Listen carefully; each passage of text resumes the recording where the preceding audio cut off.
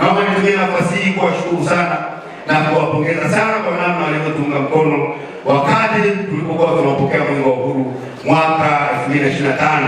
Mchango wenu umeleta hii heshima ya wilaya yetu ya Mbeya kushika nafasi ya kwanza kitaifa kati ya mikoa zaidi ya 26 Tanzania bara. Lakini kana kwamba haitoshi, kati ya halmashauri 184 halmashauri ya Mbeya DC imeshika nafasi ya kwanza, lakini pia jiji letu la Mbeya limeshika nafasi ya 16 kitaifa.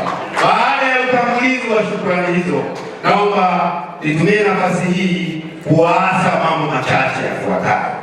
Jambo la kwanza, naomba niwasisitize na kuwahimiza wananchi wa jiji la Mbeya na wananchi wa wilaya ya Mbeya kuendelea kudumisha amani katika jiji letu la Mbeya. Na kwenye eneo hili naomba nitumie nafasi hii kuwapongeza sana na kuwashukuru machifu wetu pamoja na wananchi wengine wa wilaya ya Mbeya.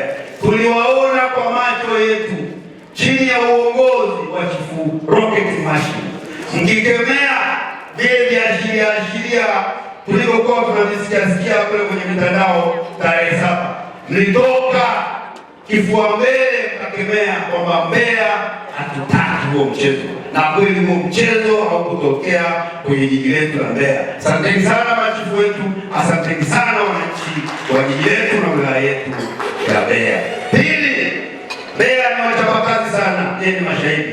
Tuendelee kuchapa kazi kwa bidii, kila mmoja kwenye eneo lake.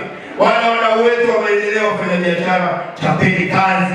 Serikali yenu ya awamu ya 6 iko pamoja na ninyi kwa 100%. Lakini kwa wale watumishi wenzangu, wakuu wa shule, walimu wote, pamoja na wale watumishi wa kada nyingine, tuendelee kuchapa kazi kwa bidii. Tuendelee kumuunga mkono rais wetu Daktari Samia Suluhu Hassan kwa vitendo. Shirikiana kwetu na ninyi wadau na wananchi si kwenye michango ya fedha tu, ni pamoja na kuhakikisha kwamba tunampokea mwenge wa uhuru kwa hamasa, lakini tunashiriki kwenye miradi yote ambayo itatambuliwa au kuzinduliwa na mwenge wa uhuru. Ni matumaini yangu tukiendelea kushikamana na serikali, tukiendelea kufanya kazi kwa karibu na serikali, tukiendelea kuiunga mkono serikali, tutafanya vizuri zaidi mwaka huu tutakapopokea mwenge wa uhuru mwezi wa 9.